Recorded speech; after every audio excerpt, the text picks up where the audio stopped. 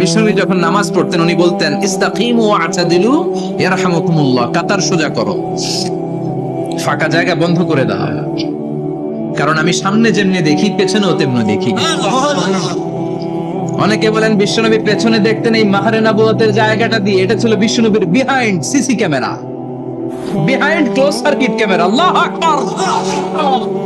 বিশ্বনবী ছাড়া কোন নবীর পিঠে এরকম মাহারে নবুয়া ছিল নাকি? কথা বলেন। এজন্য ওই নবীরে গালি দিলে সহ্য হয়? কথা বলেন, সহ্য হয়? আবিয়াদুল ইবতাইন, বগল ছিল শুভ্র সাদা। আমাদের বগল কি সাদা? দুর্গন্ধ, কুৎসিত, কালো, তাই না? বিশ্বনবীরটা কালো? কথা কম, শুভ্র সাদা। আমরা দোয়া করি এভাবে। বিশ্বনবী মাঝে মাঝে দোয়া করতে করতে বৃষ্টির জন্য যখন দোয়া চাইতেন, আরাফার ময়দানে যখন দোয়া চাইতেন, দোয়া করতে করতে হাতটারে উপরের দিকে করতেন। সবাই এরকম হাত তোলেন, সবাই হাত তোলেন।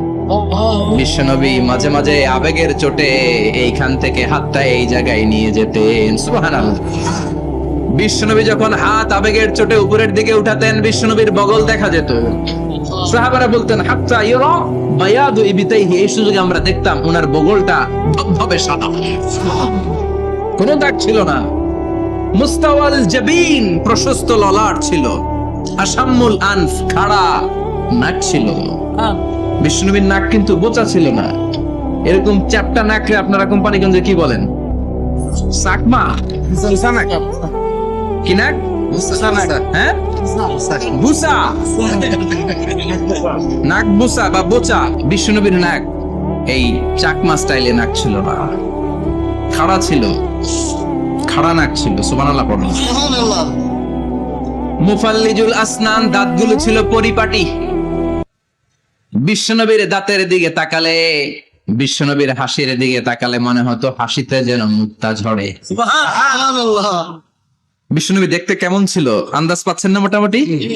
এই চমৎকার দেহটা নিয়ে যখন আয়নার সামনে দাঁড়াতেন, বিশ্বনবী জোস জোস পোজ দিতেন না। এখনকার ছেলেপেলেরা বলে আয়নার সামনে দাঁড়াইয়া দেই জোস জোস পোজ, আছে না নাই? বিশ্বনবী জোস জোস পোজ দিতেন না। বিশ্বনবী আয়নার সামনে দাঁড়িয়ে বলতেন আল্লাহুম্মা হাসানতা খালকি ফাহসিন খুলুকি, ও আল্লাহ, আমার চেহারাটা যেমনি আপনি সুন্দর বানিয়েছেন, আমার হৃদয়টারেও সুন্দর করে দেন। What a attitude, what an attitude! কি অ্যাটিটিউড ছিল ওনার! আমরা আয়নার সামনে সেজে পড়ে দাঁড়ালে চুলকে সাইজ করি, পাং করি, স্টাইল করে, ডিজাইন করি। বিশ্বনবী সুন্দর চেহারাটা নিয়ে যখন আয়নার সামনে দাঁড়াতেন বলতেন আল্লাহ, আমার চেহারাটা যেমনি সাদা, হৃদয়টারও সাদা করে দেন। কিছু মানুষ আছে চেহারা সাদা, হৃদয় কালো, আছে না নাই? কিছু মানুষ আছে চেহারাটা কুচকুচে কালো, অন্তরটা সাদা, এমন মানুষও আছে না নাই? বিশ্বনবীর ভেতরও সাদা, বাহিরও সাদা। সুবহানাল্লাহ, সুবহানাল্লাহ। আর এই সুন্দর সাদা দেহ নিয়ে আয়নায় দাঁড়িয়ে পড়তেন আল্লাহ, চেহারা যেমনি সুন্দর, চরিত্রটাও সুন্দর করে দে। এজন্য আয়নার সামনে দাঁড়িয়ে এই দোয়ার দরকার আছে না নাই? করতে রাজি আছেন? মনে থাকবে না মাহফিল শেষ ভুলে যাবেন? মনে থাকবে? আয়নার সামনে আপনি যখন দাঁড়াবেন, আপনার স্ত্রী যখন দাঁড়াবে, আপনার বাচ্চারা যখন দাঁড়াবে, বলে দিবেন বাবা আয়নার সামনে দাঁড়ানোর দোয়া পড়বো। কত অসাধারণ দোয়া! পড়েন আওয়াজ করে আমার সাথে, আল্লাহুম্মা হাসানতা খালকি ফাহসিন খুলুকি, আল্লাহুম্মা হাসানতা খালকি ফাহসিন খুলুকি। এর মানে আল্লাহ, আমার চেহারাটা করেছো সুন্দর, আমার আচরণ, আমার চরিত্রটাও সুন্দর করে দাও। চিৎকার করে পড়েন আমিন। তাহলে বিশ্বনবীর ব্যাপারে তিনটা কথা আমরা শুনবো বলেছিলাম, প্রথমটা শুনে ফেলেছি। মানে উনি দেখতে কেমন ছিল, উনি দেখতে কেমন ছিল, এর মধ্যে আমাদের আমলের কিছু নাই, শুধু বর্ণনা করা আর শোনা আর বিশ্বনবীকে ভালোবাসা, ঠিক কিনা? কারণ উনার না খাড়া, আমার তো খাড়া নাও হইতে পারে। উনি সুন্দর, আমি তো শ্যামলা হইতে পারি, কারণ এটা আল্লাহর দেয়া পরীক্ষা, ঠিক কিনা? দ্বিতীয় পয়েন্ট থেকে আমাদের আমল শুরু। দ্বিতীয় পয়েন্ট ছিল বিশ্বনবীর আচরণগত বৈশিষ্ট্য। আমার নবীর বিহেভিয়ার কেমন ছিল, কন্ডাক্ট সিস্টেম কেমন ছিল, ম্যানার কেমন ছিল, মানুষের সাথে কমিউনিকেশনটা কেমন ছিল, ব্যবহারিক জীবনটা কেমন ছিল, এগুলো আমল করার দরকার আছে না নাই? কষ্ট হচ্ছে? কষ্ট হচ্ছে? মনোযোগ আছে তো? মনোযোগ আছে না গেছে? আমরা এবার শুনবো বিশ্বনবীর আচরণ কেমন ছিল। বিশ্বনবী যখন রাস্তা দিয়ে হাঁটতেন, ইয়ামশি হাউনান, বিনয়ের সাথে হাঁটতেন। ইয়ামশি হাউনান, রহমানের বান্দারাও বিনয়ের সাথে রাস্তা দিয়ে হাঁটে, ঠিক কিনা? ওয়া ইবাদুর রহমানিল্লাযীনা ইয়ামশুনা আলাল আরদি হাওনাও ওয়া ইযা খাতাবাহুমুল জাহিলুনা ক্বালু সালামা। রহমানের বান্দারা যখন রাস্তা দিয়ে হাঁটে, বিনয়ের সাথে হাঁটে, তারা অহংকার প্রদর্শন করে না, মানুষের সাথে বিনয়ের সাথে রাস্তা দিয়ে হাঁটে। এজন্য রাস্তা দিয়ে যখন হাঁটবো বিনয়ের সাথে হাঁটবো। রাজি আছেন তো? নাকি অহংকার প্রদর্শন করে হাঁটবেন? বিশেষ করে যুবকেরা, 3-4 জন যুবক একসাথে হলে রাস্তায় ওদের আর কারো হুঁশ জ্ঞান থাকে না। পুরো দুনিয়াটাই মনে হয় দুনিয়াটাই আমার, আছে না নাই? না, মুরব্বীকেও সম্মান করবা, মহিলাদেরকে সম্মান করবা, তোমার জায়গায় তুমি হাঁটবা, ভদ্রভাবে হাঁটবা। ভদ্রভাবে হাঁটার দরকার আছে না নাই? উনি মুরব্বী, একদিন উনিও তোমার মতো যুবক ছিল, ঠিক কিনা? এই যে আমার কালো দাড়ি আজীবন কালো থাকবে? কথা বলেন। উনার সাদা দাড়ি ছোটবেলায় মনে সাদা দাড়ি নিয়ে আসছিল না? হ্যাঁ, উনিও একদিন তাগড়া যুবক ছিল। উনিও কোম্পানিগঞ্জ বাজারে দাঁড়ালে লোকজন তাকিয়ে থাকতো, ঠিক কিনা? তার মানে রং ধরা যৌবন জং ধরে শেষ। যৌবন সব সময় থাকে না, সার্টেন একটা পিরিয়ডের জন্য আল্লাহ দিয়েছে। এজন্য যুবক ভাইরা, তোমাদের রক্ত গরম, তোমাদেরকে বিনয়ী হতে হবে বেশি, ঠিক কিনা? রাজি আছো তো সবাই? বিশ্বনবী বিনয়ের সাথে হাঁটতেন। ওয়াকানা ইয়াতাবাসসাম, সবসময় মুচকি হাসতেন। কি করতেন? মুচকি হাসেন তো আপনারা? হাসেন না? মুচকি হাসবেন, কারণ মুচকি হাসতে পয়সা লাগে না। লাগে? মুচকি হাসি দেন তো একটা। এই যে সবার এখন মুচকি হাসি, পয়সা লাগছে? কথা কর। তাবাসসুমুকা ফি ওয়াজহি আখিকা সাদাকা, you smile to your brother, it's a charity. তুমি তোমার ভাইয়ের দিকে তাকিয়ে যে মুচকি হাসবে, এত সদকাতে আর সওয়াব হয়ে যাবে। সুবহানাল্লাহ। বিশ্বনবী সব সময় মুচকি হাসতেন। হাসি 3 ধরনের: তাবাসসুম, দিহক, কাহকাহা। কাহকাহা মানে অট্টহাসি, আলিফ লাইলার দত্তরা যেমন হাসি দেয় ওই হাসি। এটা নামাজের মধ্যে কেউ দিলে নামাজও শেষ, ওযুও। আর দেখে হালকা আওয়াজে হাসি, সামান্য দাঁত দেখা যায় মাঝে মাঝে। বিশ্বনবী মজা করে এরকম হাসি দিতেন, কিন্তু সব সময় বিশ্বনবীর ঠোঁটের মধ্যে মুচকি হাসি লেগেই থাকতো। তাহলে আমরা বিনয়ের সাথে হাঁটবো, নাম্বার 1। নাম্বার 2, সবসময় মুচকি হাসবো। রাজি আছেন? ঘরে যেই স্ত্রীকে একটা মুচকি হাসি দিবেন, আজকে রাতেই দিবেন, যেই একটা মুচকি হাসি। রাজি আছেন? হ্যাঁ, ভালোবাসা বাড়াই দিবে কে? কথা কয় না। ভালোবাসার কথা আসলে আওয়াজ কমে যায়। ভালোবাসার কথাও কোরআনে আছে না নাই? আল্লাহু আকবার। আল্লাহ দাম্পত্য জীবনের ভালোবাসা তুমি বাড়িয়ে দাও, আমিন। ইযাল তাফাতা ইলতাফাতা জামিআন, ইযাল তাফাতা ইলতাফাতা জামিআন। বিশ্বনবীর যদি ডানে বায়ে কোথাও তাকানোর দরকার হতো, উনি আর চোখে তাকাতেন না। অনেকে এইভাবে বসে আছে, ডানে এমনে তাকায়, এমনে আছে না নাই? এইভাবে এমনে তাকায়, আছে না নাই? এভাবে তাকানো যাবে না। বিশ্বনবী ডানে তাকানোর দরকার হলে ইলতাফাতা জামিআন, অ্যাবাউট টার্ন, ঘুরে যেতেন, ঘুরে এইভাবে তাকাতেন। আবার বায়ে তাকানোর দরকার হলে বুকটা নিয়ে, শরীরটা নিয়ে ঘুরে যেতেন, এইভাবে তাকাতেন। সুবহানাল্লাহ পড়বেন না? আর চোখে তাকানো কি ভালো স্বভাব? বিশ্বনবী ইদাল তাফাতা ইলতাফাতা জামিআন, যেদিকে তাকাবেন ওদিকে ফুল্লি মনোনিবেশ করতেন, তারপরে তাকাতেন। সুবহানাল্লাহ পড়েন। সুবহানাল্লাহ। ওয়া কানা মুস্তাহিয়ান, লাজুক ছিলেন, বেশ লাজুক। এখন সমাজে লাজুকতা নাই, লাজ শরম আমরা হারাতে বসেছি, ঠিক কিনা?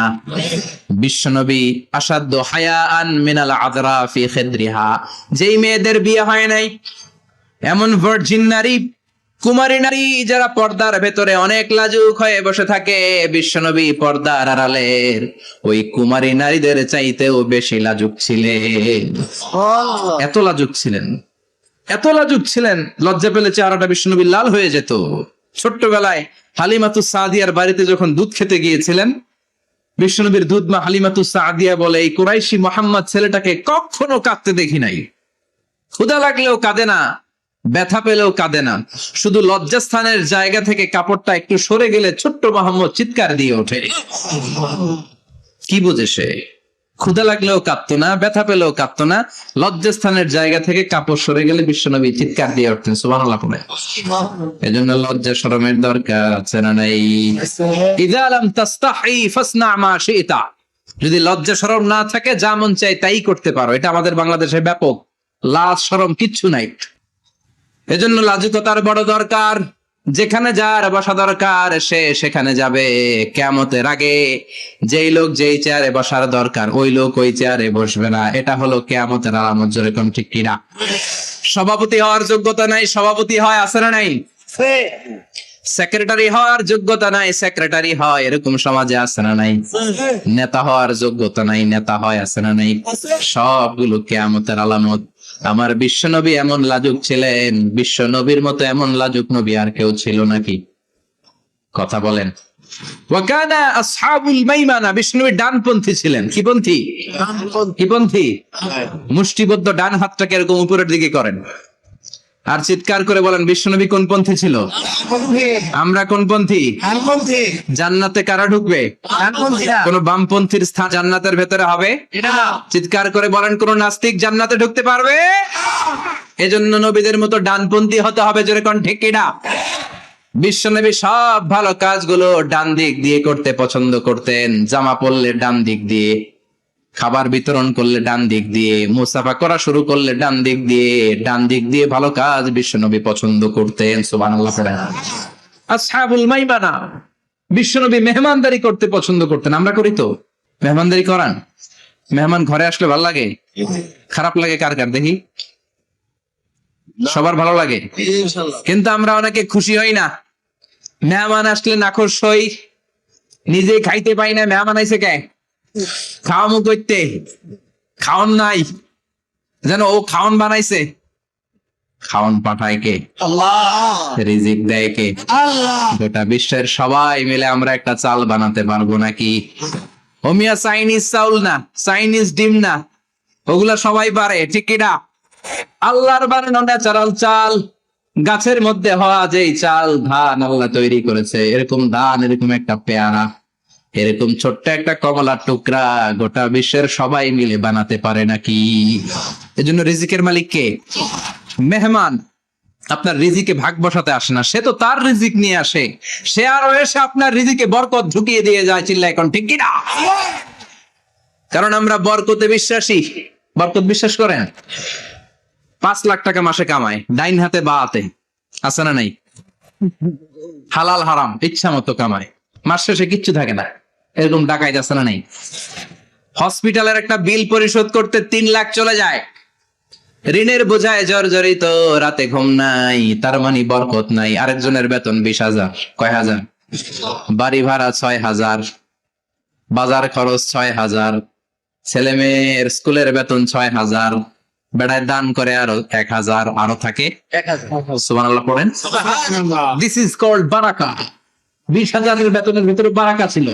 5 লক্ষ ইনকাম, 1 টাকাও নাই, ঠিক কিনা? এজন্য কোটি টাকার মালিক দেখলে মনে করবেন না অনেক সুখ। এই দুনিয়ার জীবনটা ধোঁকা, মোহাচ্ছন্ন হয়ে আছি আমরা। এটা ধোঁকা, এটা মরিচিকা, এটা চাকচিক্যময় একটা জায়গা। মৃত্যুর পর মনে হবে একটা দুঃস্বপ্ন ঘটেছিল আমার। বিশাল এক জগৎ পড়ে আছে সামনে। দুনিয়াটাই ধোঁকা, দুনিয়াটাই মোহের জায়গা। আমরা সবাই মোহাচ্ছন্ন হয়ে আছি। দুনিয়ার উদাহরণ হলো 3টা লাশ আর 4টা স্বর্ণের টুকরার সমান। 3 জন যুবক কাজের জন্য বেরিয়েছে, পথিমধ্যে 4টা স্বর্ণের টুকরা পেয়েছে। যুবক কয়টা? স্বর্ণ পাইছে কয়টা? মহা খুশি, খুশিতে বাকবাকুম।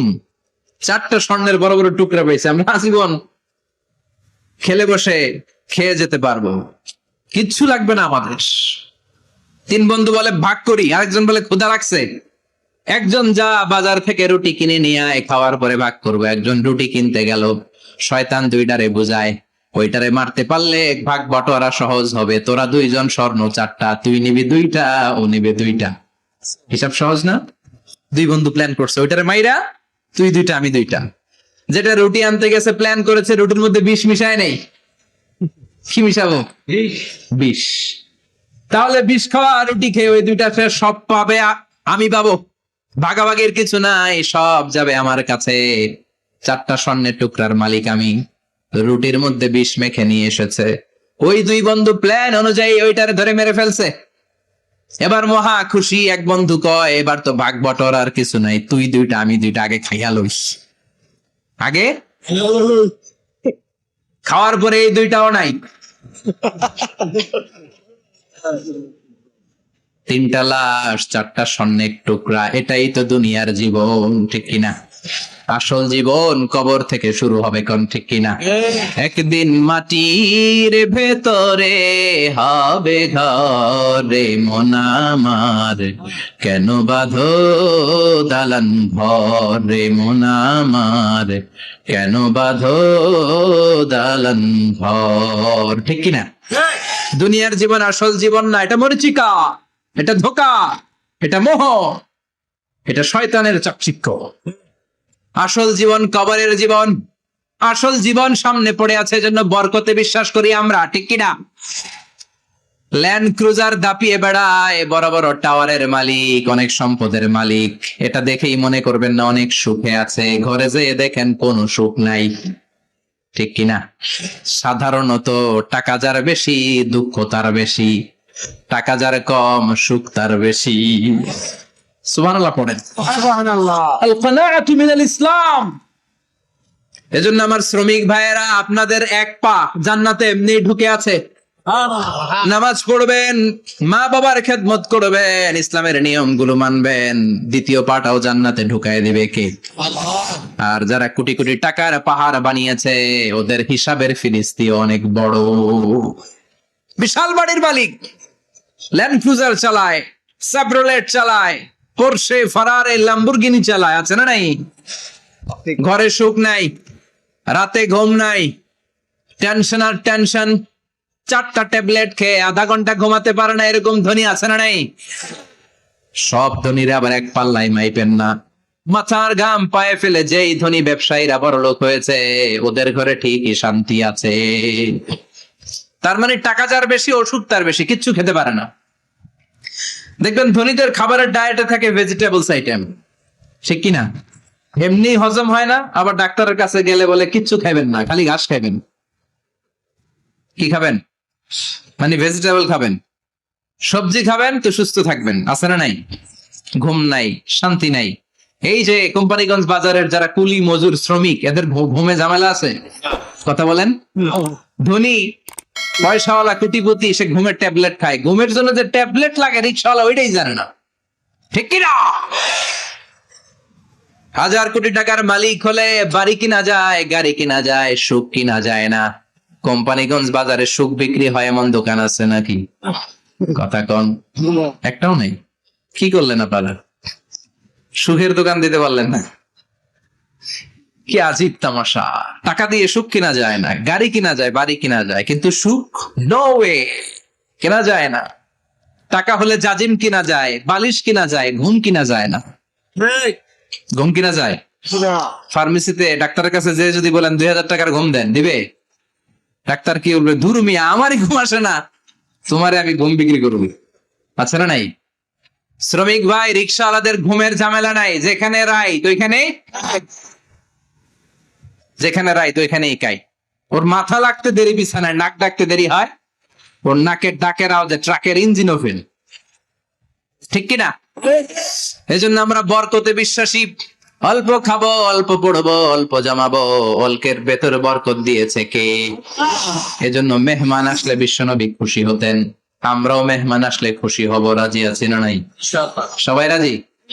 মেহমানদারি করাবেন তো? এরপরে বিশ্বনবী ইনসাফ করতেন। কি করতেন? ইনসাফ করতেন। বিচার করার সময় বিশ্বনবী ইনসাফ করতেন। গোটা বিশ্বকে ইনসাফ শিখিয়েছেন বিশ্বনবী। আমাদের দেশেও তো ইনসাফ হয় না?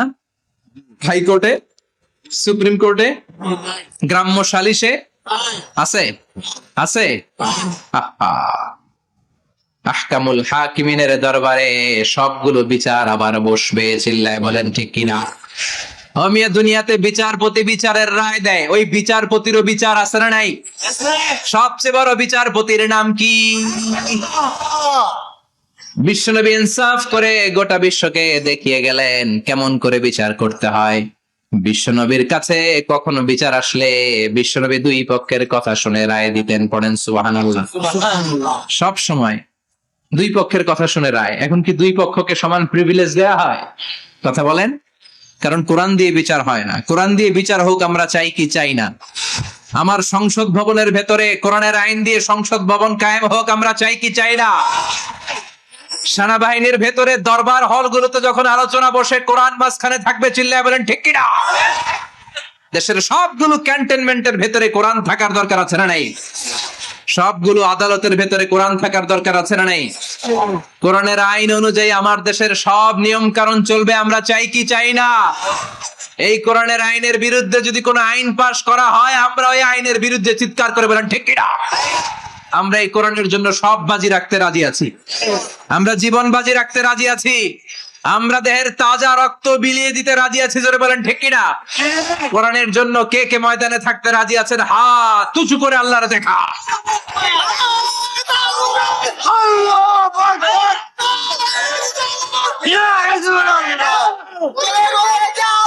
ইসলামের শত্রুরা ইসলামের শত্রুরা তাকবীর, আল্লাহু আকবার।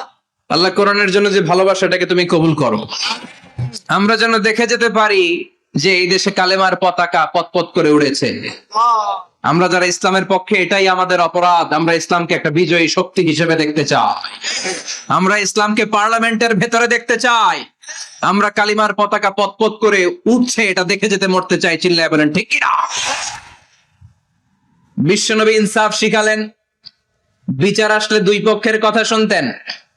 বিশ্বনবীর স্ত্রী সাওদা এসে বলে, নবী আমি আপনার কুমারী বউ আয়েশার ঘরে তরকারি নিয়ে গিয়েছিলাম, ঝোল নিয়ে গিয়েছিলাম, কোন বর্ণনায় পায়েস নিয়ে গিয়েছিলাম। তরকারি দেওয়ার পরে আপনার স্ত্রী রেগে বলে, তরকারি দিলা কেন? আমি কি তরকারি রাঁধতে পারি না? আনলা কেন? রাগের চোটে তরকারির ঝোল নিয়ে পায়েস নিয়ে আমার গালের মধ্যে মাখিয়ে দিয়েছে আপনার বউ।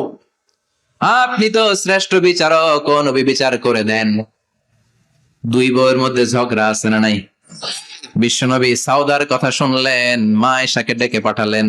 মা আয়েশারে বললেন, ও আয়েশা আসলে এমনটা করেছো নাকি? মা আয়েশা বলে, নবী তখন আমার মেজাজটা বড্ড গরম ছিল, রাগের মাথায় ঝোল নিয়ে আমি সাউদার মুখে লাগিয়ে দিয়েছি, আসলে কাজটা ঠিক হয় নাই, আমারে ক্ষমা করেন।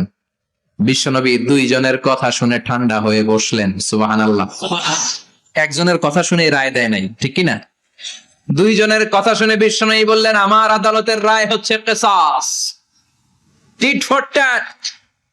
যেমন করেছো তেমন, ঘুষি মারলে ঘুষি, গুতা মারলে গুতা, ঠেলা মারলে ঠেলা, আছে না নাই? সাউদাকে যেমনি তুমি পায়েস মাখিয়ে দিয়েছ, সাউদাও পায়েসের বাটি থেকে কিছু পায়েস নিয়ে আয়েশার গালে মাখো। সুবহানাল্লাহ পড়েন। সাউদাও বিশ্বনবীর রায় অনুযায়ী বাটি থেকে পায়েসের ঝোল নিয়ে মা আয়েশার গালের মধ্যে মেখে দিলেন। মা আয়েশা কি আর করবেন, হেসে দিলেন। সুবহানাল্লাহ। সাইয়েদাতুনা সাউদাও হাসলেন, বিশ্বনবীও হাসলেন। আরশের উপর থেকে খুশি হয়ে গেল কে? এজন্য কোরআন দিয়ে যদি, কোরআনের নিয়ম দিয়ে যদি, বিশ্বনবীর শেখানো পন্থায় যদি বিচার হয়, ওই বিচারের মধ্যে ইনসাফ থাকবে, জুলুম থাকবে না। ওই বিচারের মধ্যে কোনো স্কাইপি কেলেঙ্কারি হবে না। আমাদের টেলিফোনের ফোনালাপ ফাঁস হয়ে যায়, স্কাইপি ফাঁস হয়ে যায়, অনেক ঝামেলা হয়ে যায়, আছে না নাই? এরপরেও জনগণের চোখ খোলে না। আল্লাহ তুমি চোখ খোলার তৌফিক দাও, সহি সমাজ দান করো, পড়ে না আমি। বিশ্বনবী ইনসাফ করতেন। বনু মাখজুমিয়া গোত্রের এক মহিলা চুরিতে ধরা পড়ল। কিসে ধরা পড়ল? কথা বলেন। চুরিতে। চুরি করলে নিয়ম কি? লাউ চুরি করলে, আম চুরি করলে, কলা চুরি করলে হাত কাটা যাবে না, এটা বড় চুরি। সুবহানাল্লাহ। উমরে ফারুক বলেছেন, দুর্ভিক্ষের বছর কেউ যদি চুরি করে তার হাত কেটে দেয়া যাবে না, কারণ এটা অভাবের চুরি, এটা স্বভাবের চুরি না, ঠিক কিনা? ঘরে খাবার নাই, পেটে দানা পানি নাই, লাউ চুরি করছে, মুরগি চুরি করছে, এই চোরের হাত কেটে দিও না, কারণ সে ক্ষুধার্ত, পেটে খাবার আছে, গায়ে জামা আছে, সমাজে সম্মান আছে, তারপরেও পুরো দেশটা খেয়ে ফেলতে চায়, এরকম ডাকাত আছে না নাই? দেশের টাকা পাচার করে, ব্ল্যাক মানি করে, এরকম ডাকাত আছে না নাই? ঘুষ খেতে খেতে পেটটা এরকম হাতির মতো মোটা করেছে, এরকম ডাকাত আছে না নাই? দেশের সবকিছু লুণ্ঠন করে, এরকম আছে না নাই? এই ডাকাতদের হাত কাটার মধ্য দিয়ে হাত কাটার প্রোগ্রাম শুরু করতে হবে। এরকম একটা ডাকাতের হাত কেটে যদি দেশের গভর্নমেন্ট বাইতুল মোকাররমে জুমার নামাজের সামনে লাইভ সম্প্রচার করে, সারা বাংলাদেশের 18 কোটি মানুষ যদি দেখে, আর কেউ চুরি করবে? চুরি করার আগে 3 বার লাফ দিবে, যেরকম ঠিক কিনা? বনু মাখজুমিয়া গোত্রের এক নারী চুরিতে ধরা পড়লো। ভেরি প্রেস্টিজিয়াস এন্ড ডিগনিফাইড ফ্যামিলির মেয়ে। এলাকায় সম্ভ্রান্ত কিছু ফ্যামিলি থাকে না, এরকম বড় ফ্যামিলির মেয়ে। সব সাহাবারা বলল, এখন যদি নবী হাত কেটে দেয় মদিনাতে তো মারামারি হবে। ওসামা বিন যায়েদকে বলল, ওসামা তুমি বিশ্বনবীর সবচেয়ে প্রিয় পাত্র, হুব্বু রাসূলিল্লাহ, তুমি যাও বিশ্বনবীরে বলো হাত যেন কেটে না দেয়। ওসামা যে বলে, নবী গো, সব সাহাবারা বলেছে এই মেয়ের হাত কাটলে মদিনায় ঝামেলা হবে, হাত কেটে দিয়েন না। এই কথা শুনে বিশ্বনবীর চেহারাটারে লাল করে দিল কে? আল্লাহ। বিশ্বনবী বললেন, ওসামা কোত্থেকে এত বড় স্পর্ধা পেলি রে তুই ওসামা? এই আইনটা তো আমি বানাই নাই, আরশের উপর থেকে এই আইনটা নাজিল করেছে কে? আল্লাহ। السارق والسارقة فاقطعوا أيديهما جزاء بما كسبا نكالا من الله والله عزيز حكيم. সুবহানাল্লাহ। If anyone steal something very precious from the society, from house, the government should cut down his right hand.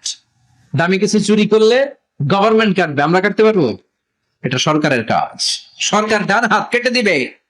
Osama, এটা আল্লাহর আইন। কেমন করে আল্লাহর আইনে তুমি সুপারিশ করতে আসো?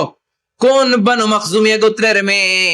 ওই মেয়ে তো দূরের কথা, আমার কলিজার টুকরা ফাতেমাও যদি চুরি করে, আমি রামদানিয়ে ফাতেমার ডান হাতটা এক কোপ দিয়ে কেটে দিতে এক মুহূর্ত দেরি করবো না রে ওসামা। জাস্টিস, ইনসাফ শিখে না।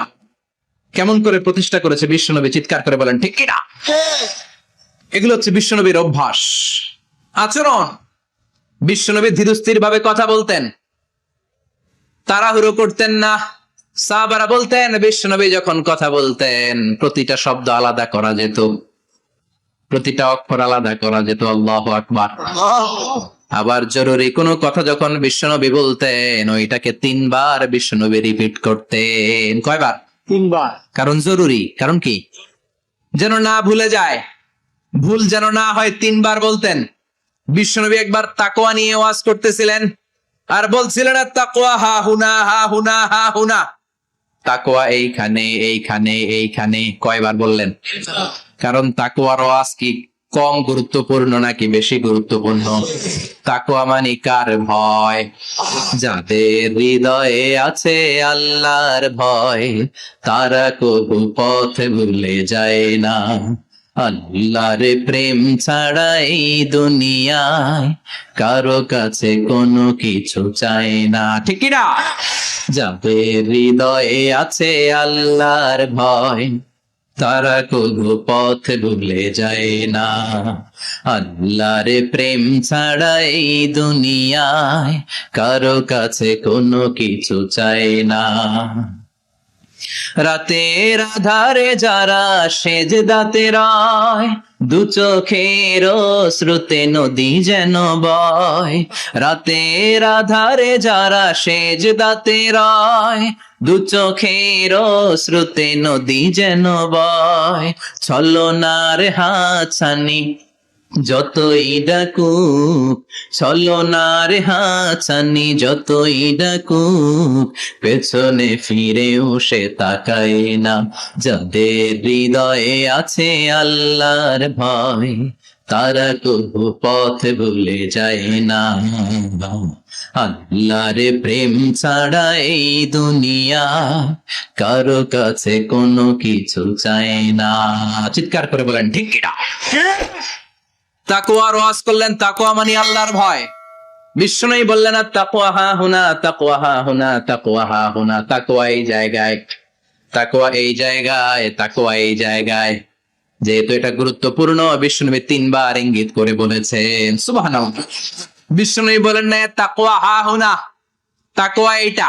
বলেন না তাকওয়া হা হুনা, তাকওয়া এইটা। বলেন না তাকওয়া হা হুনা, তাকওয়া এইটা। জুব্বায় তাকওয়া, দাড়িতে তাকওয়া, টুপিতে তাকওয়া বলে নাই। তাকওয়ার আসল জায়গা হলো হৃদয়। এজন্য যাদের হৃদয়ে আল্লাহর ভয় আছে তারা কোনোদিন পথ হারাতে পারে, তাদেরকে সিরাতুল মুস্তাকিমের উপর দায়েম রাখে কে? কি সুন্দর অভ্যাস ছিল বিশ্বনবীর, মানার দরকার আছে না নাই? বিশ্বনবীর আরেকটা অভ্যাস ছিল, বাসি খাবার খেতেন না, জানেন? বাসি খেতেন না, অল্প খেতেন, কিন্তু যেটা খেতেন ভালোটা খেতেন। অল্প খেতেন কিন্তু যেটা খেতেন ভালো খেতেন। মধু খেতে পছন্দ করতেন, কিন্তু মধুর মধ্যে দুর্গন্ধ হলো একটা মধু আছে না, মাগাফির, বুখারীতে লম্বা ঘটনা, ওইদিকে যাব না। এই মাগাফিরের মধু উনি খেতে চাইতেন না। ভালো সুগন্ধিওয়ালা মধু তিনি বিশ্বনবী খেতে পছন্দ করতেন। বিশ্বনবীর খাবারের তালিকায় সবচেয়ে পছন্দনীয় তালিকায় ছিল এই মধু।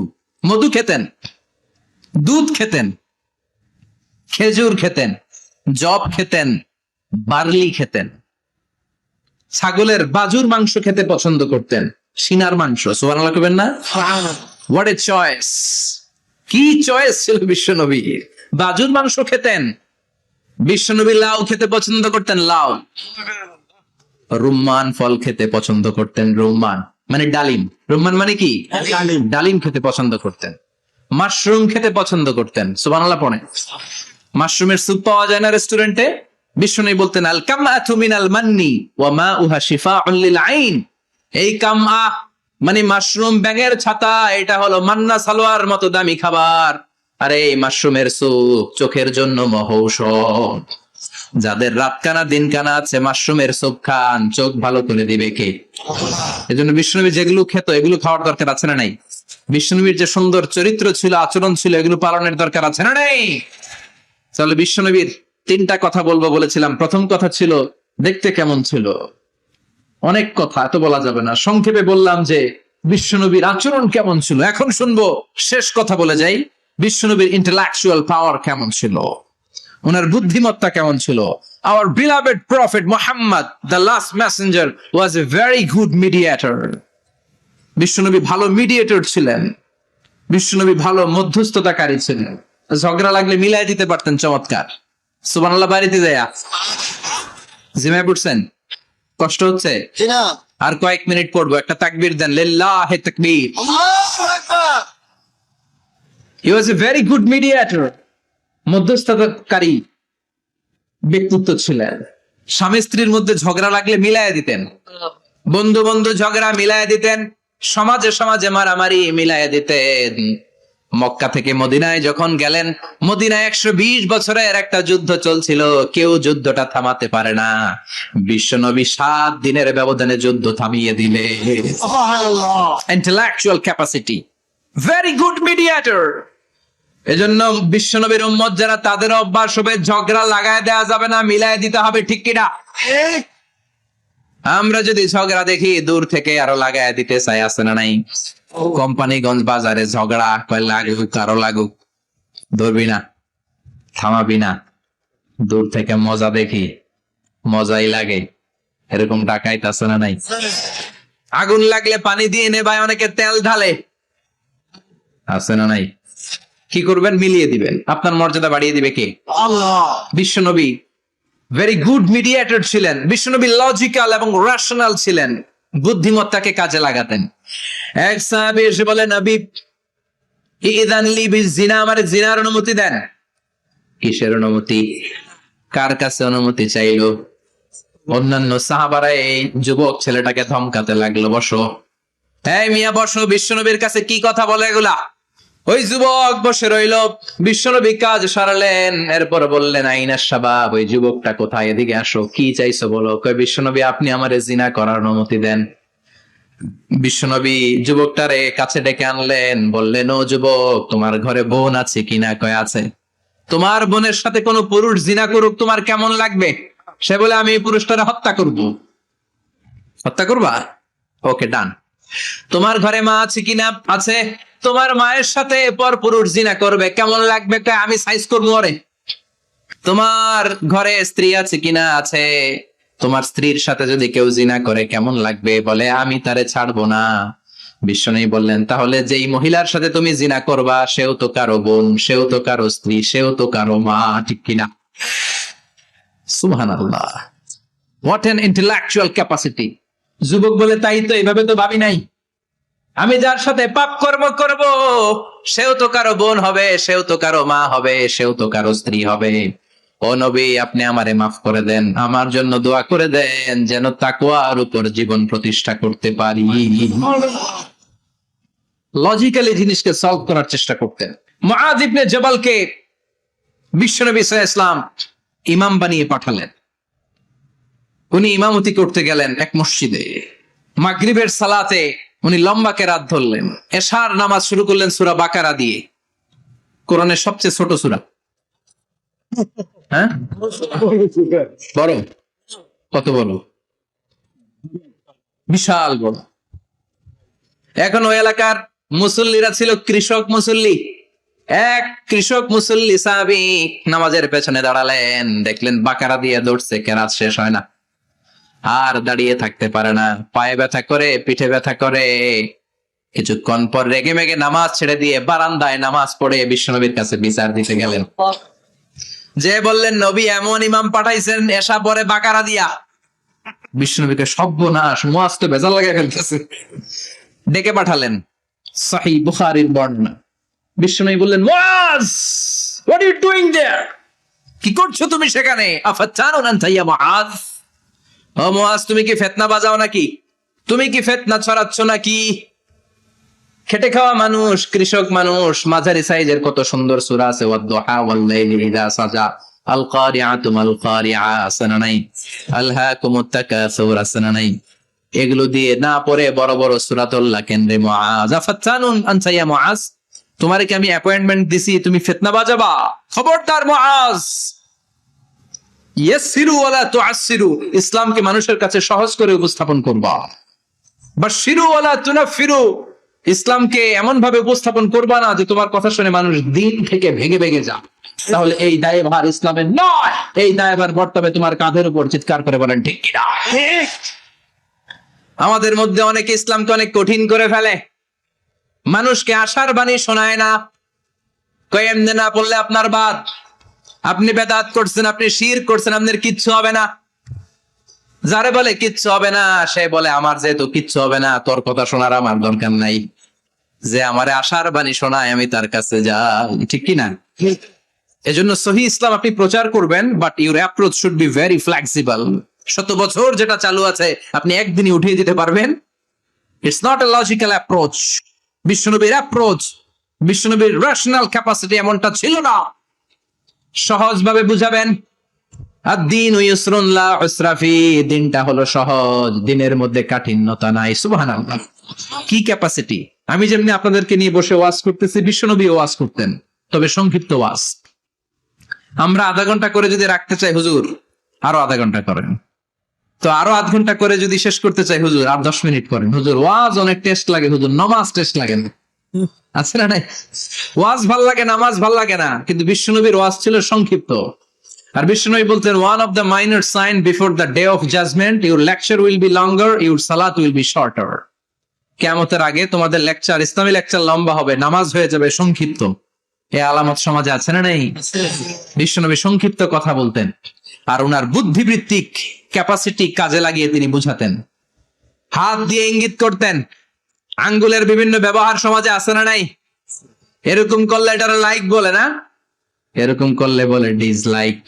আবার ক্রিকেটে এরকম করলে কয় ছক্কা, আবার একটা উড়াইলে কয় তুই যা। একটা মানে কি? আবার বিজয় দেখায় কেমনে? কথা কন, ভিক্টরি। আছে না নাই? বিশ্বনবীও এটাকে মডার্ন টিচিং মেথোডোলজি বলে। আধুনিক শিক্ষা পদ্ধতিতে এখন দেখবেন যে আগে ব্ল্যাক বোর্ডে লিখতো, এখন হোয়াইট বোর্ডে লিখে মার্কার দিয়ে। আগে বই থেকে বুঝাতো, এখন ভিজুয়ালাইজ করে, ভিডিও দেখিয়ে শেখানো হয়, ঠিক কি না? বিশ্বনবী এটা করতেন। বিশ্বনবী একবার কিয়ামতের ওয়াজ করছেন, দুইটা আঙ্গুলকে এরকম করে বললেন, আনা বুইসতু আনা ওয়াসসাআতু কাহাতাইন, এই দুইটা আঙ্গুল যেমনি কাছাকাছি, আমি এবং কিয়ামত এরকম কাছাকাছি নাজিল হয়েছি। আমি এবং কিয়ামত এরকম কাছাকাছি। বুইসতু আনা ওয়াসসাআতু কাহাতাইন। আবার বলতেন, আনা ওয়া কাফিলুল ইয়াতীমি কাহাতাইন, আমি এবং ইয়েতিমের রক্ষণাবেক্ষণকারী এই দুইজন জান্নাতের এরকম কাছাকাছি থাকবো, কোন সুবহানাল্লাহ। এরকম আঙ্গুল দিয়ে বিশ্বনবী বোঝাতে চাইতেন।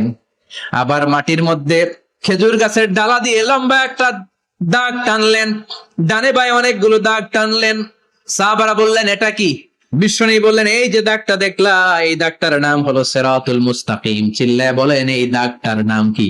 সিরাতাল মুস্তাকিম। আর ডানে বায়ে ছোট ছোট যে দাগগুলো দিলাম এগুলো হলো সুবুলুশ শয়তান, শয়তানের রাস্তা। সিরাতুল মুস্তাকিমে উঠলে শয়তানের রাস্তা থেকে অনেক হাতছানি আছে না নাই?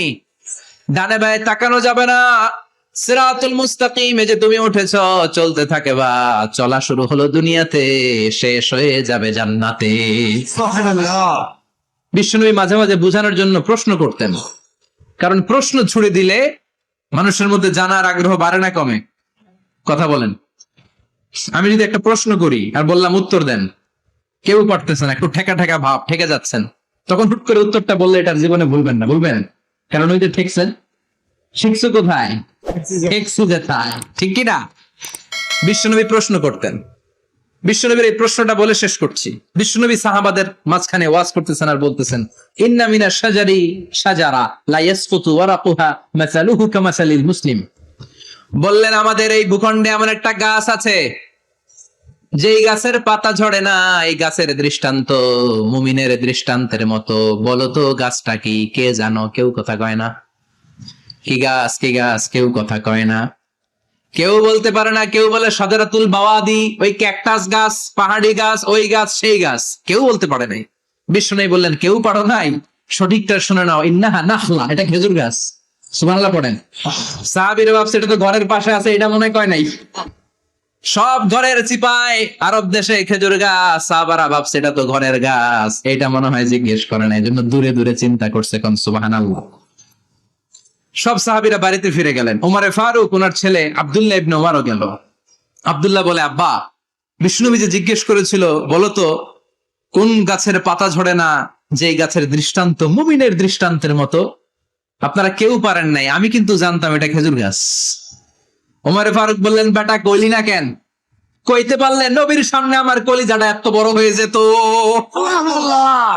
আমার কলিজার টুকরা ছেলে পেড়েছে, কেউ পারে নাই। আব্দুল্লাহ বলে, বাপ চাচা আপনারা কেউ পারেন না, আমি কই কেমনে?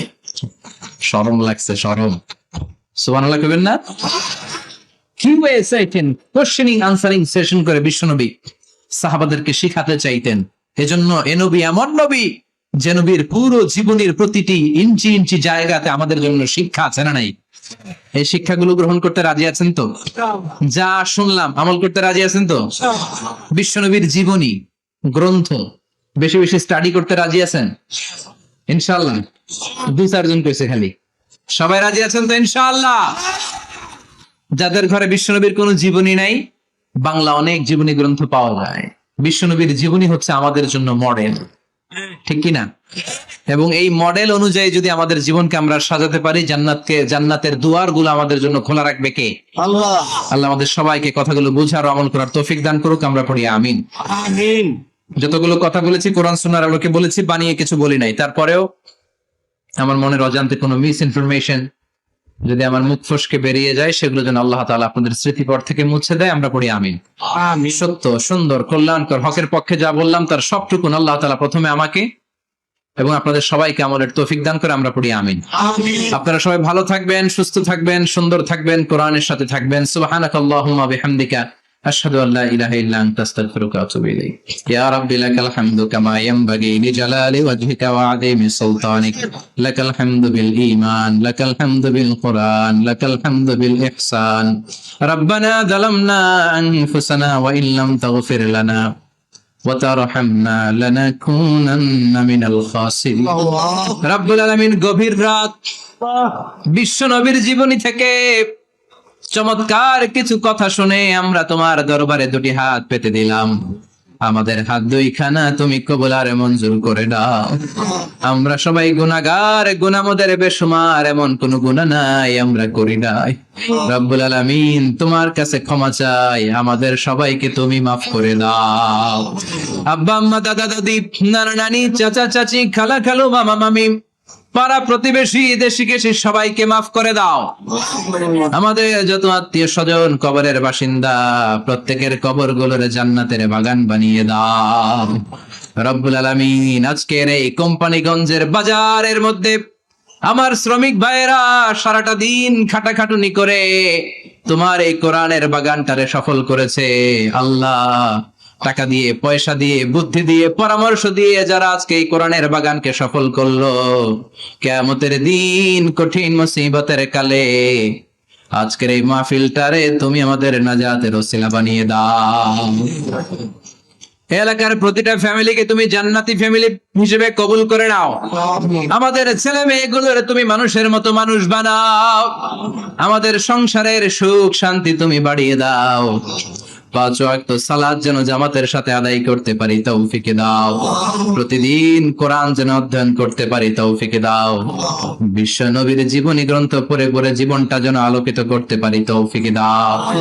আমার দেশের উপর তুমি তোমার খাস রহমত নাজিল করো আল্লাহ। তোমার স্পেশাল রহমতের চাদর দিয়ে আমার বাংলার জমিনের 56,000 বর্গ মাইলকে তুমি ঢেকে দাও।